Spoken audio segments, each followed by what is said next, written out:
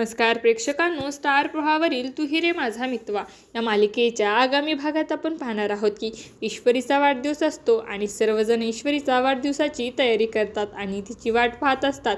तेव्हा ईश्वरी ही आईची साडी घालून आलेली असते आणि तिला पाहिल्यानंतर सर्वजण हे अवाक होऊन तिच्याकडे पाहू लागतात आणि वल्लरी ही विचार करते ही साडी आणि आर्नो हा तिला खाली घेऊन येतो आणि सर्वजण तिला वाढदिवसाच्या शुभेच्छा देतात।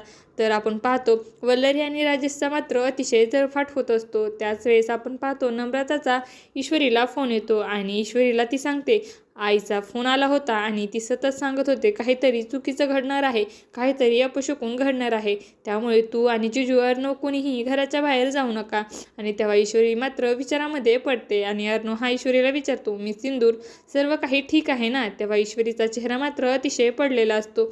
आता येणाऱ्या भागामध्ये ईश्वरीच्या वाढदिवसाची काय अघटित घडणार आहे हे पाहणं अतिशय रोचक ठरणार आहे। तुम्हाला जर आपला व्हिडिओ आवडला असेल तर चॅनलला लाईक, शेअर आणि सबस्क्राईब करायला विसरू नका। धन्यवाद।